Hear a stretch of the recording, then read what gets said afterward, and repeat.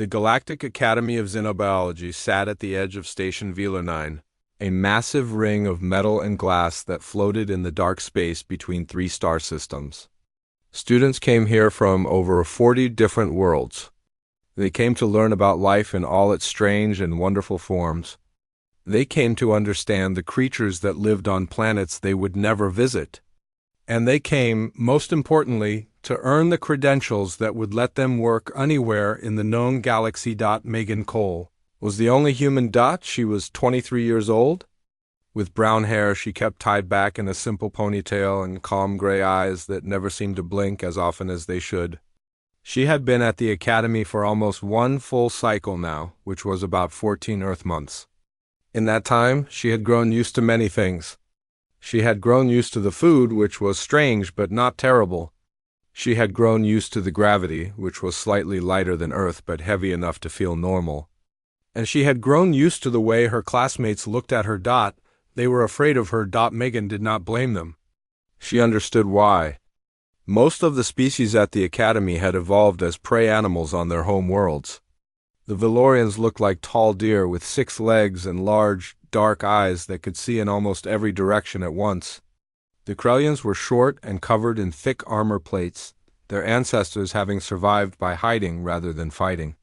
The Drethians were fast and nervous, always twitching, always watching for danger that was not there. And then there was Megan, a human. A species with forward-facing eyes, the unmistakable mark of a predator. A species with teeth designed for tearing meat. A species that had spread across its homeworld and then reached out into the stars with a hunger that made other civilizations uneasy. She tried to be friendly. She smiled often, though she had learned to keep her mouth closed when she did so because the sight of human teeth made some of her classmates panic. She spoke softly and moved slowly. She never made sudden movements. She was, in every way she could manage, the least threatening human in the galaxy. It did not help very much. The morning of the announcement started like any other. Megan walked into the lecture hall and found her usual seat in the back corner, away from the clusters of other students who always seemed to sit as far from her as possible. She set down her bag and pulled out her datapad.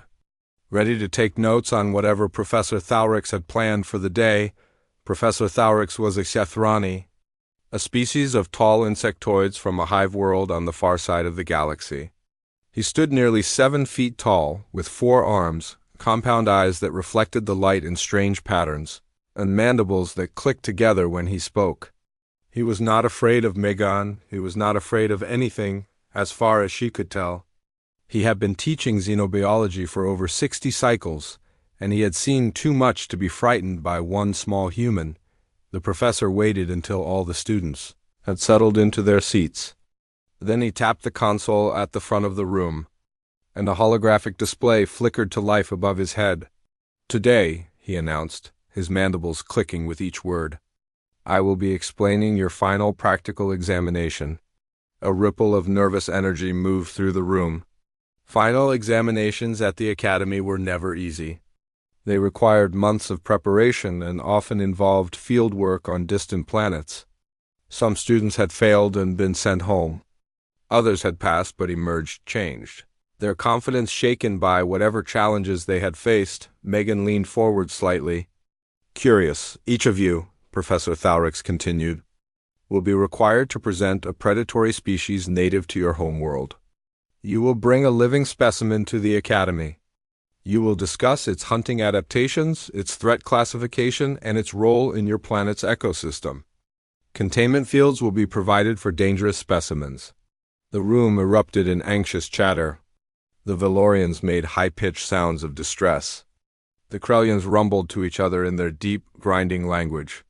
Even the Drethians, usually too nervous to speak, were whispering rapidly among themselves. Megan sat back in her seat and thought about the assignment. A predatory species from Earth. There were so many to choose from. She could bring a spider, she supposed. That would be easy. Or perhaps a snake. Snakes were impressive predators, and a small one would not be too difficult to transport across the galaxy. She could even bring a praying mantis, if she wanted to keep things simple, but as she considered her options, a different idea began to form in her mind. A bigger idea. A more interesting idea. She thought about her father's sanctuary back on Earth. He ran a wildlife rescue center in Kenya, caring for animals that had been orphaned or injured. Megan had grown up surrounded by creatures that most humans would never see outside of a zoo. She had bottle-fed baby elephants. She had helped nurse injured cheetahs back to health. And she had, on more than one occasion, raised lion cubs from the time they were only a few weeks old. Lion cubs. Megan smiled to herself. Careful to keep her lips closed after the lecture ended, she stayed behind while the other students filed out of the room. Professor Thalrix noticed her waiting and gestured for her to approach. "Student Cole," he said, "do you have a question about the assignment?" "I do," Megan replied. "The guidelines say we need to bring a predatory species in a containment field. But what if the predator does not need to be contained? What if it is already trained and safe to handle?" The professor's compound eyes shifted slightly, a sign of curiosity among his species. That would be unusual. Most predatory species cannot be safely handled without containment measures. Humans handle predators all the time, Megan said. We have been doing it for thousands of years. Professor Thalrix was silent for a moment. Then his mandibles clicked in what Megan had learned to recognize as amusement. "Very well, Student Cole. If you can present a predatory species without containment and do so safely, I will allow it. But you will be responsible for any incidents that occur." "There will not be any incidents," Megan said. "I promise." She left the lecture hall and walked back to her small quarters on the residential deck. Once inside, she sat down at her communication terminal and typed out a message to her father. The message was simple. She explained the assignment. She explained what she wanted to bring. And she asked if he could arrange transport for 2 very special passengers. Her father's reply came 3 hours later, which was fast considering the distance the signal had to travel. "Are you sure about this?" He wrote, "The cubs are still young, but they are growing fast. Max is already getting too heavy for your mother to carry. And Penny has started trying to hunt the chickens." Megan laughed out loud at that. She could picture Penny, all oversized paws and clumsy enthusiasm, chasing the chickens around the yard while her father shouted and tried to catch her. "I am sure," she wrote back. "Send them on the next transport. I will take care of everything."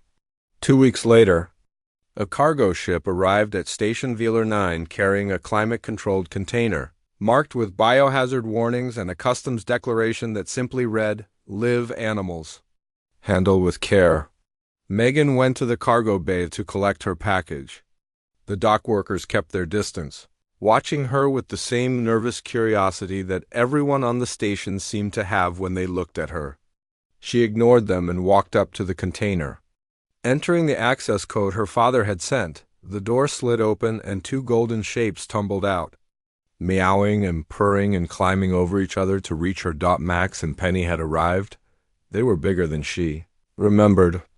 Their paws massive compared to their bodies, their ears round and fuzzy and perfect. They smelled like the savannah, like grass and sun and home. Megan knelt down and let them climb all over her, their rough tongues licking her face and hands as they greeted her with the enthusiasm of cubs who had missed their human mother. "Hello?" "Babies," she whispered, scratching them behind their ears. "Did you miss me?" "I missed you too." The dock workers stared in open horror. Megan stood up, lifting both cubs onto her shoulders where they perched with practiced ease. They had ridden there many times before, back when she still lived at the sanctuary. It was their favorite spot, high enough to see everything and close enough to feel safe. She walked out of the cargo bay.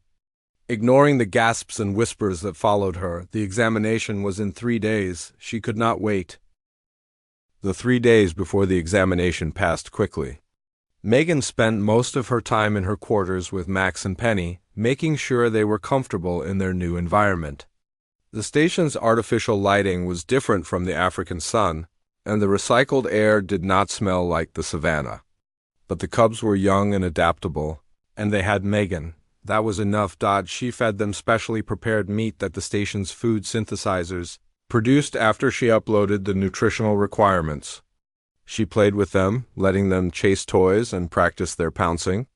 She brushed their fur and checked their paws and made sure they were healthy and happy. At night, they slept in a pile on her bed, their warm bodies pressed against hers. Their purring like a low engine that never stopped. Word spread through the station. As Megan knew it would, the human had brought something. The human had brought animals. The human had brought predators. No one knew exactly what kind of predators. Rumors flew through the student population like sparks through dry grass. Some said she had brought wolves, those legendary pack hunters that humans had somehow turned into pets. Others said she had brought bears, massive creatures that could kill with a single swipe of their paws. A few even whispered that she had brought a shark. Though no one could figure out how she would keep a shark alive on a space station, the truth was stranger than any of them imagined. On the morning of the examination, Megan woke early. She showered and dressed in clean clothes, simple gray pants, and a blue shirt that she hoped made her look professional.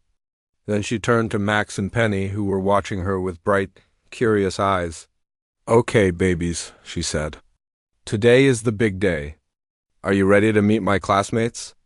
Max yawned, showing teeth that were already impressively sharp. Penny stretched and made a small chirping sound that Megan had learned meant she was excited. "Good," Megan said. "Now remember what we practiced. Stay calm, stay quiet, and no biting anyone no matter how scared they look." She lifted them onto her shoulders, one on each side. They settled into position immediately, their claws gripping her shirt just enough to hold on without hurting her. Their tails hung down her back, swishing gently. Megan looked at herself in the mirror. She saw a young woman with 2 lion cubs perched on her shoulders like the most dangerous accessories in the galaxy. She smiled. "Perfect," she said. "Let us go." The walk to the lecture hall took about 10 minutes. Megan passed through several corridors and 2 transit hubs, and everywhere she went, people stopped and stared. Some of them were students. Some of them were faculty.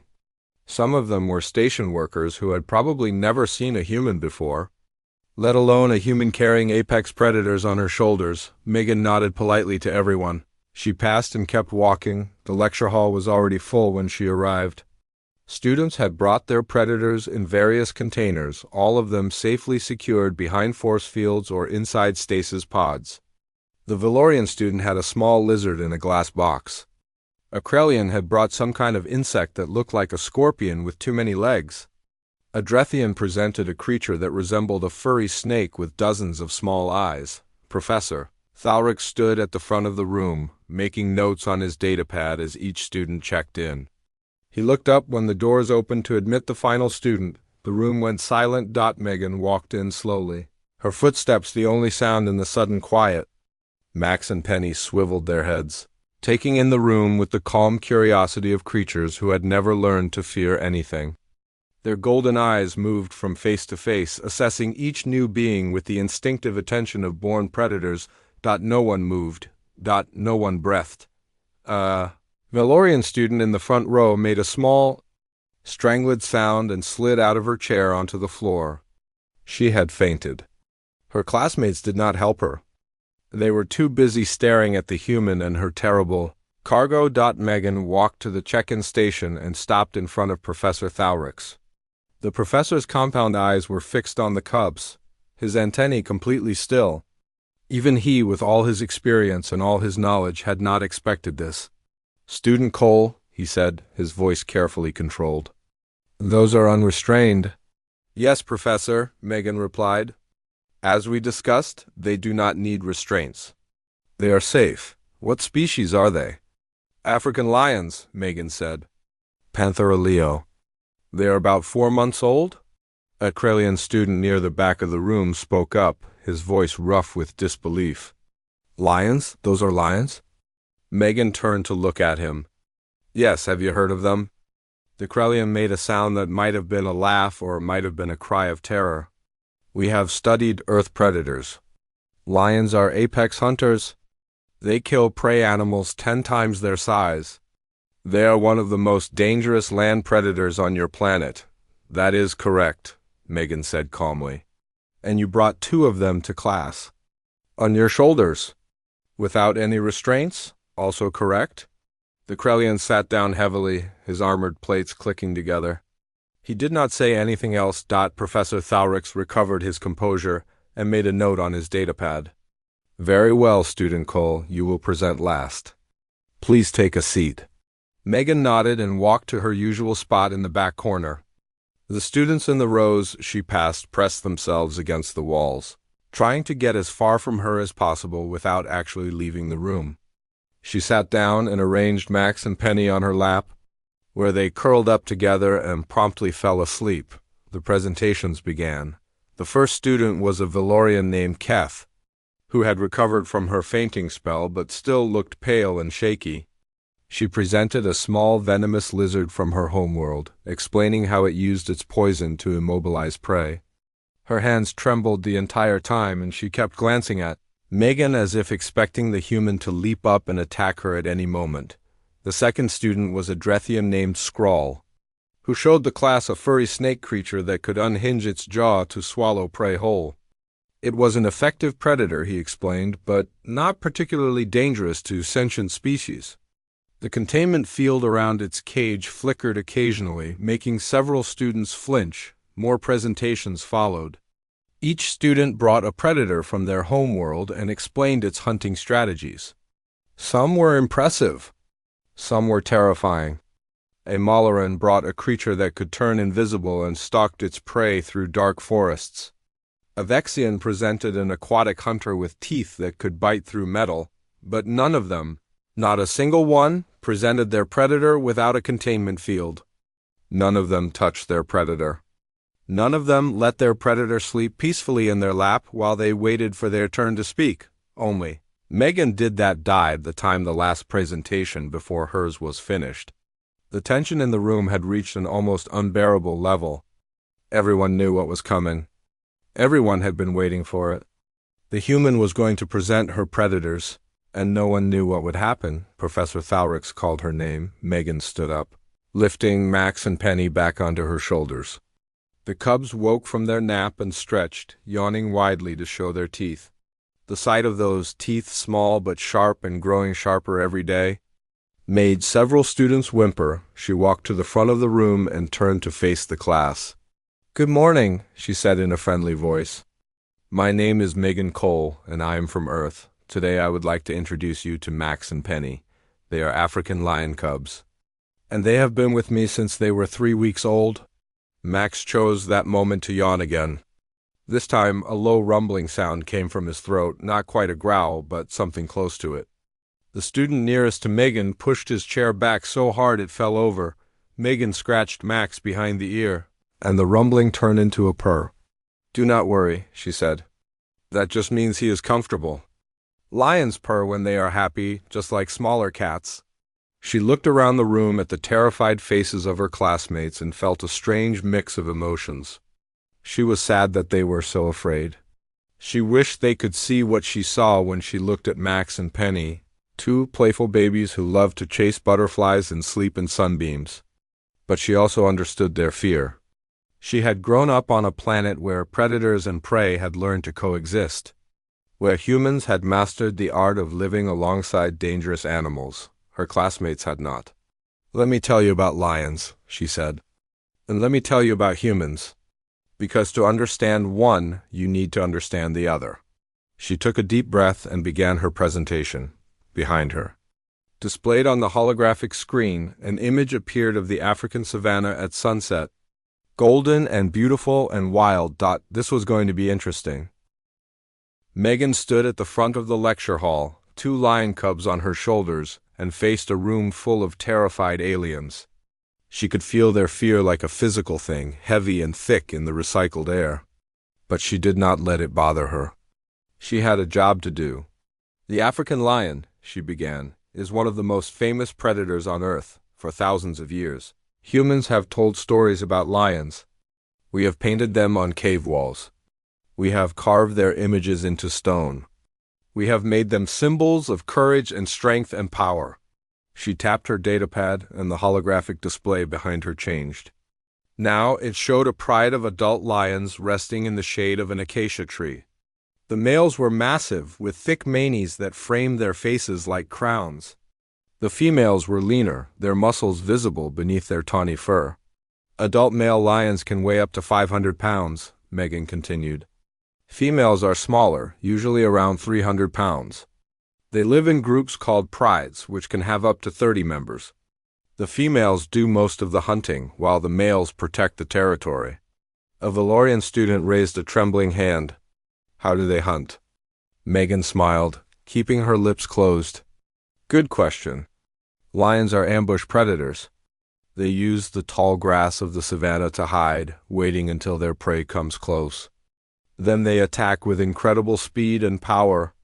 A lion can run at 50 miles per hour in short bursts. When they catch their prey, they use their powerful jaws to bring it down. She changed the image again. This time it showed a lioness mid-leap, her claws extended, her eyes fixed on a running antelope. The image was frozen in time, but it still made several students gasp. Their bite force is over 600 pounds per square inch, Megan said. That is strong enough to crush bone. Their claws can grow up to 4 inches long and are sharp enough to tear through hide and muscle. The room was completely silent now. Even the students who had been whispering nervously had stopped. Everyone was listening. Lions are what we call apex predators, Megan explained. That means they are at the top of the food chain. Nothing hunts them. They fear no other animal on the savanna. She paused and looked down at Max and Penny. The cubs were watching the holographic images with interest, their ears perked forward, their eyes bright. They had no idea what they were looking at, of course. They were too young to understand. But something in them recognized the shapes on the screen. Some ancient instinct that told them these creatures were important. Except, Megan said slowly, that is not entirely true. She changed the image again. This time it showed a group of Maasai warriors standing together, tall and proud, their spears raised toward the sky. Lions do fear one animal on the savanna. They fear humans. The reaction in the room was immediate. Several students looked at Megan with expressions that mixed terror with something new. Confusion, perhaps. Or curiosity. Humans and lions have lived together for over 200,000 years, Megan said. When our ancestors first appeared on the African plains, lions were everywhere. They were bigger than they are now, and there were more of them. They saw our ancestors as prey. They hunted us. They killed us. She let that sink in for a moment. But we did not give up. We did not die out. Instead, we learned. We learned how lions hunted. We learned how they thought. We learned their strengths and their weaknesses. And then we started to fight back. The holographic display changed to show ancient cave paintings, stick figures of humans surrounding larger figures that were clearly meant to be lions. Some of the humans carried spears. Some carried torches. They were working together, coordinating their attack. Humans are not as fast as lions, Megan said. We are not as strong. We cannot run at 50 miles per hour or bite through bone. But we have something lions do not have. We have endurance. She explained the concept of persistence hunting, the strategy that early humans had used to survive. They would chase an animal for hours, sometimes for an entire day, never letting it rest. The prey would run ahead, then stop to catch its breath. But the humans would keep coming, walking steadily, never stopping. Eventually, the prey would collapse from exhaustion, and the humans would catch it. We also have tools, she added. Spears, knives, fire. We learned to use the world around us to make ourselves more dangerous. A Krellian student spoke up. You are saying that humans are also predators? Megan nodded. Yes, we are what scientists call persistence predators. We do not chase our prey in quick sprints. We chase them until they cannot run anymore. And we do it in groups, working together, communicating with each other. A single human is not very dangerous. But a group of humans working as a team? We are one of the most effective hunting species on our planet. She could see the understanding dawning on some of her classmates' faces. They had always known there was something dangerous about humans. They had felt it in their bones, an instinct left over from their own evolutionary history. But they had not understood why. Now they were beginning to. Over time, Megan continued, the relationship between humans and lions changed. We stopped being their prey. We became their competitors instead. We hunted the same animals they did. We lived in the same areas. Sometimes we fought each other, and sometimes we simply avoided each other. But we were never again just food to them. She scratched Penny behind the ear, and the cub purred loudly. The sound filled the quiet room like distant thunder. And then something very strange happened, Megan said. Something that I think makes humans different from most species in the galaxy.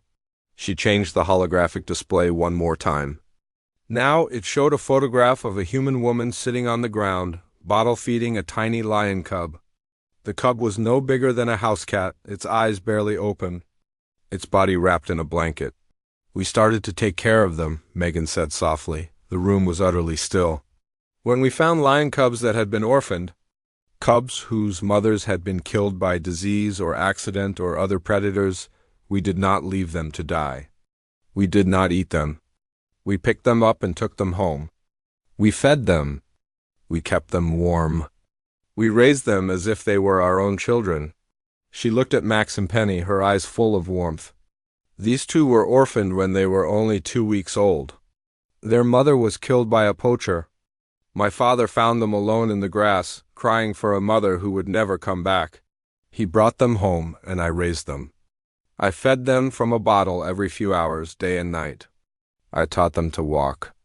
I watched them open their eyes for the first time. They think I am their mother. And in every way that matters, I am. A Valorian student in the third row made a strange sound, something between a gasp and a sob. But why? She asked. Why would you do that? They are predators. They would kill you if they could. Megan shook her head gently. No, they would not. They love me. I am their family, and they would never hurt their family. She lifted Max from her shoulder and held him in her arms, cradling him like a baby. The cub looked up at her with complete trust, his golden eyes half closed, his paw resting against her chest. This is what makes humans different, Megan said. We do not just coexist with predators. We do not just compete with them. We form bonds with them. We love them. And they love us back. She set Max down on the presentation table, where he immediately started exploring, sniffing at the holographic projector with innocent curiosity. Penny jumped down to join him, and the two cubs began to play. Batting at each other and tumbling around like the babies they still were, the students watched in amazement. These were apex predators, killers that could grow up to weigh 500 pounds, and they were playing like kittens. On Earth, Megan said, we have been living with predators for thousands of years. Dogs were once wolves. Cats were once wild hunters. Hawks and falcons sit on our arms. Ferrets ride in our pockets. We have taken the most dangerous animals on our planet and made them our companions, our partners, our friends. She looked around the room at the faces of her classmates, no longer quite so terrified. Some of them were even leaning forward, curious, fascinated. That is what it means to be human, she said. We are not just predators. We are something else. Something stranger. Something that the galaxy has never seen before? She paused and smiled. We are the species that adopts. The lecture hall was quiet for a long moment after Megan finished speaking. The students stared at her, at the cubs playing on the presentation table, at the holographic images of humans and lions that still floated in the air. No one seemed to know what to say. Then a Krellian student in the back row stood up. His name was Groth, and he was known for asking difficult questions. His armored plates clicked together as he moved, and his small eyes were fixed on Megan with something that might have been suspicion. This is a trick, Groth said flatly. It must be. No prey species would willingly allow predators into their living spaces. It goes against every survival instinct. It makes no evolutionary sense. Megan had expected this. She had known someone would challenge her, would refuse to believe what they were seeing. She was ready. Humans are not a prey species, she said calmly. I explained this already. We are persistence predators. Our ancestors hunted some of the largest animals on Earth. We drove mammoths to extinction. We killed giant ground sloths. We hunted saber-toothed cats, animals with teeth longer than my hand. She held up her hand to show what she meant. Several students flinched. We did not survive by being faster or stronger than our predators, she continued. We survived by being smarter, by working together, by never giving up. And when we finally reached the top of the food chain, we did something that no other species has ever done. She picked up Penny from the table and cradled the cub in her arms. Penny relaxed immediately, her body going soft and warm against Megan's chest. She began to purr, that deep rumbling sound that filled the room like a heartbeat. We looked at the animals that used to hunt us, Megan said, and we decided to make them our friends. Groth made a harsh sound that might have been a laugh. Friends? Those creatures will grow up to be killers. They will turn on you eventually. It is their nature. Megan shook her head slowly. No, they will not. She set Penny back on the table and gestured for the class to watch. Then she reached into her pocket and pulled out a small ball, the kind she had used to play with Max and Penny back at the sanctuary. Watch, she said. She rolled the ball across the table. Both cubs immediately went after it, tumbling over each other in their eagerness to catch it. Max got there first and grabbed it in his mouth, then ran back toward Megan with his tail held high. He dropped the ball at her feet and looked up at her, waiting for praise. Good boy, Megan said, scratching him behind the ears. Max's purr joined Penny's, and the double sound filled the room. They are playing, a Valorian student whispered. Like children. They are children, Megan said. They are cubs. And yes, they will grow up to be powerful predators. But they will never forget who raised them. They will never forget who fed them and cared for them and loved them. She turned to address Groth directly. You asked if this makes evolutionary sense? I will answer that question. On Earth, there is a theory that the bond between humans and predators helped both species survive. Dogs, which were once wolves, helped humans hunt more effectively. Cats killed the pests that threatened our food stores. Horses carried us across great distances. We helped each other. We made each other stronger. She walked toward Groth's seat, and the students between them scrambled to get out of her way. She stopped a few feet from the Krellian and looked at him with steady eyes. That is evolution, she said. That is survival. It is not weakness to form bonds with other species. It is strength. Groth stared at her for a long moment. His armored plates shifted, a sign of discomfort among his species. But he did not argue further. He sat down slowly and did not speak again. Megan returned to the front of the room, where Max and Penny were now wrestling with each other on the table. She let them play for a moment while she gathered her thoughts. I want to show you something, she said finally. Something that might help you understand what I am trying to explain. She tapped her datapad, and the holographic display changed.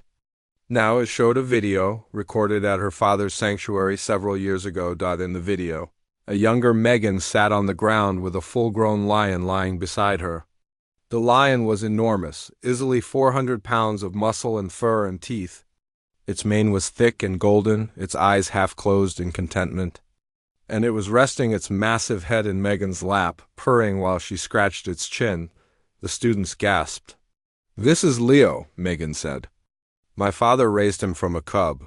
Just like I am raising Max and Penny, he lived at the sanctuary until he was 12 years old, when he died of natural causes.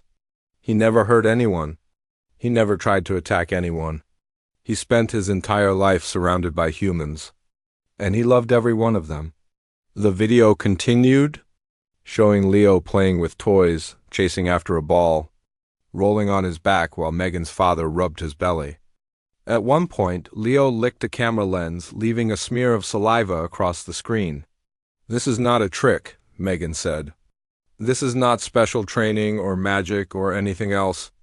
This is simply what happens when you raise a predator with love. They become part of your family. They trust you completely, and you trust them. She ended the video and looked around the room. The fear had not completely disappeared from her classmates' faces, but something else was there now, wonder, curiosity, maybe even a little bit of envy. I know this is strange to all of you, Megan said gently. I know your instincts are telling you to run away, to hide, to get as far from these predators as possible. I understand that. I respect it. But I want you to consider something. She picked up Max and held him close to her chest. The cub nuzzled against her neck, his rough tongue licking her skin. There are many ways to survive in this galaxy. Some species survive by being fast. Some survive by being strong. Some survive by hiding, by running, by staying out of sight. All of these are valid strategies. All of them have worked for millions of years. She looked at each of her classmates in turn, meeting their eyes one by one. But humans found a different way. We survive by making connections, by forming bonds, by reaching out to other species, even dangerous ones, and saying, let us be friends. Let us help each other. Let us become family. Penny jumped up onto Megan's shoulder and perched there, her tail swishing back and forth. Max remained in Megan's arms, perfectly content, perfectly safe. These cubs are not my pets, Megan said. They are not my property. They are my children. I would do anything for them. I would fight for them. I would die for them. Her voice was calm and steady, but there was something underneath it now. Something fierce.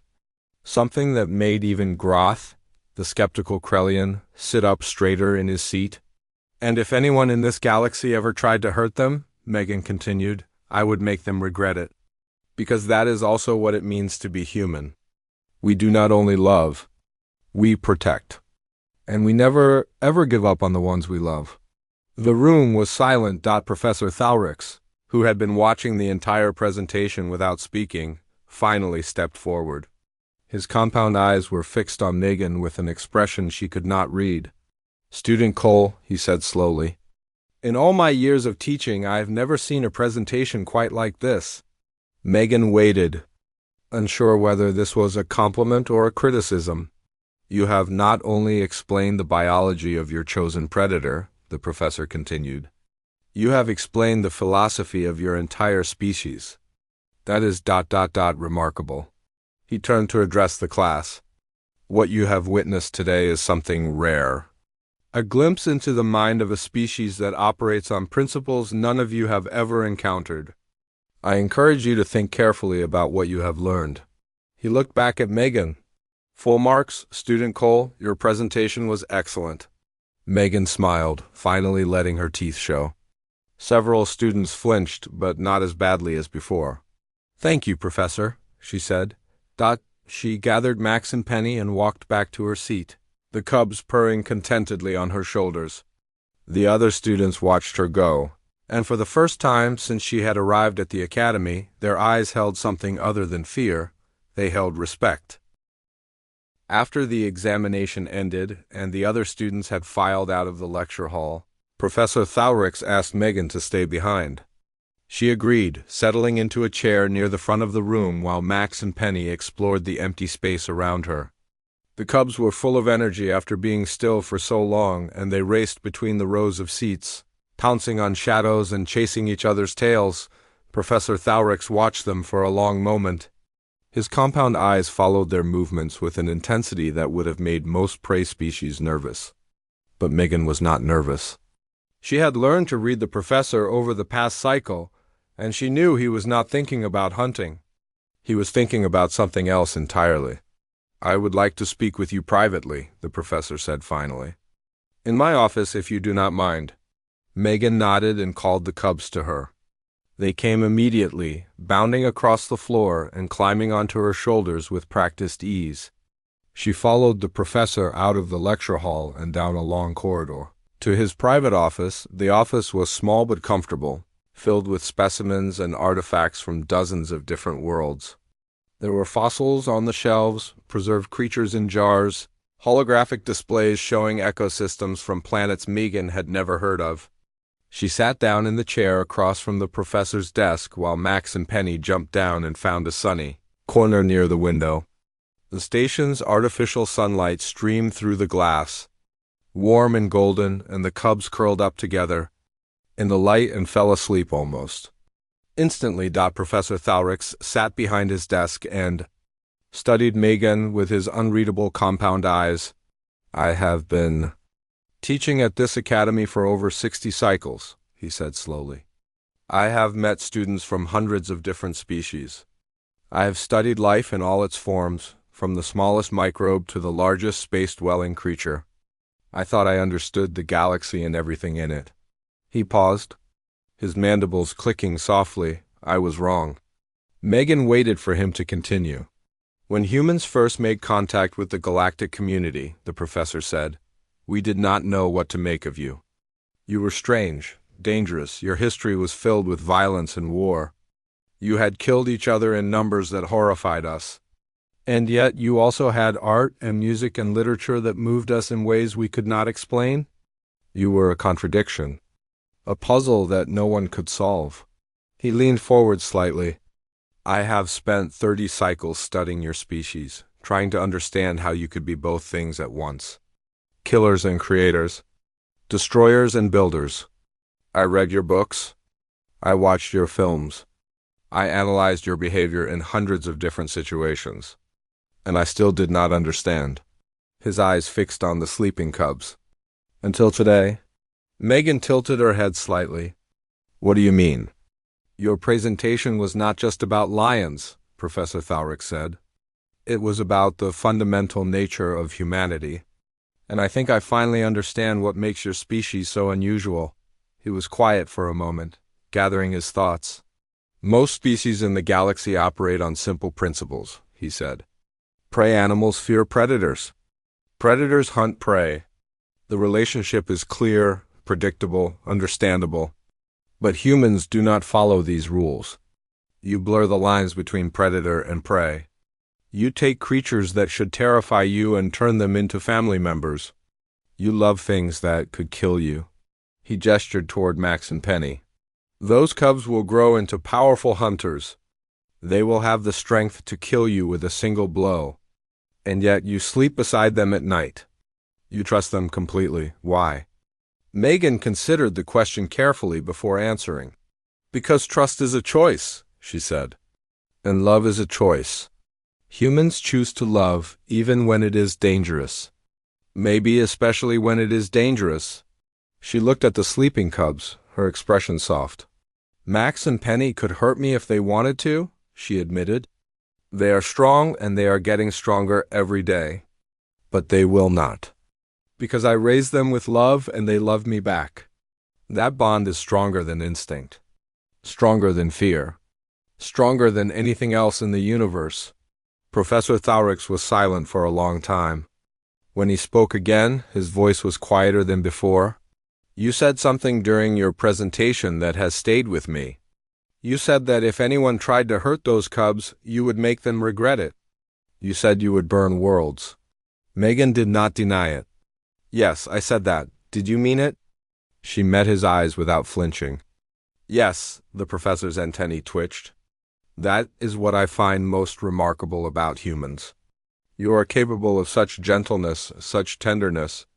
You bottle feed orphan predators and scratch them behind the ears and let them sleep in your bed. But when something threatens the ones you love... He trailed off. We become the most dangerous thing in the galaxy, Megan finished quietly. Yes, that is also true. She leaned back in her chair and sighed. It is not a contradiction, Professor. It is the same thing. The love and the violence come from the same place. They are two sides of the same coin. We love fiercely and we protect fiercely. We cannot have one without the other. Professor Thalric nodded slowly. I think I am beginning to understand. He stood up and walked to the window, looking out at the stars that glittered in the darkness beyond the station. The light fell across his insectoid features, casting strange shadows on the walls. When humans first joined the galactic community, he said, many species were afraid. They saw your forward-facing eyes and your history of violence, and they assumed you were nothing but predators. Dangerous animals that needed to be contained or controlled. He turned to look at her. They were wrong. You are not predators. You are something far more complex. You are a species that forms bonds with everything you encounter. A species that loves without limit. A species that will do anything to protect the things you care about. He walked back to his desk and sat down heavily. That makes you more dangerous than any predator, he said. But it also makes you more valuable. Because a species that can love like that, a species that can form bonds with anything and everything ... that is a species worth knowing, worth understanding, worth respecting. Megan smiled. It was a real smile this time, with her teeth showing, and she did not try to hide it. "Thank you, Professor," she said. "That means a lot to me." Max and Penny stirred in their sunny corner, woken by the sound of her voice. They yawned and stretched, then padded across the floor to climb back onto her shoulders. Their warmth pressed against her neck, and their purring filled the small office like music. Professor Thaurix watched them with something that might have been wonder. "May I ask you one more question?" he said. "Of course." "Those cubs see you as their mother. You raised them from infancy. You are their entire world." He paused. "What will you do when they are too big to carry on your shoulders? When they are full-grown lions with all the power and danger that implies?" Megan reached up and scratched Max behind the ear. The cub leaned into her touch, his eyes closing in contentment. "I will love them," she said simply. "Just as I love them now. Just as I will always love them. They will grow up, and they will become powerful, and they will still be my children. Nothing will ever change that." She stood up, the cubs balanced perfectly on her shoulders, and walked toward the door. "That is what it means to be human, Professor. We love without conditions. We love without limits. And we never, ever stop." She paused at the door and looked back at him. "I hope that answers your question." Professor Thaurix nodded slowly. "It does. Thank you, Student Cole. You have given me much to think about." Megan smiled one last time and walked out of the office. The door sliding closed behind her. The professor sat alone for a long time, staring at the spot where she had been. The afternoon light shifted and changed, the artificial sun moving across the station's sky. And still he sat, thinking about humans and lions and love and violence and all the strange, wonderful, terrifying things that made the galaxy such a remarkable place. Finally, he reached for his datapad and began to write. He had a new research paper to draft. One that would change the way the galaxy thought about humanity forever. The title came to him immediately. "On the Nature of Human Bonding, Why Love Makes Them Dangerous." He smiled to himself, mandibles clicking in quiet amusement, and began to type. Far down the corridor, Megan Cole walked back to her quarters with 2 lion cubs on her shoulders and a song in her heart. She did not know that she had just changed the course of interspecies relations. She did not know that her presentation would be studied and discussed for generations to come. She did not know that she had become a symbol of everything that made humanity unique. She only knew that she was happy, that Max and Penny were healthy and safe, that she had done her best to explain who she was and where she came from, and that was enough. It was more than enough. It was everything.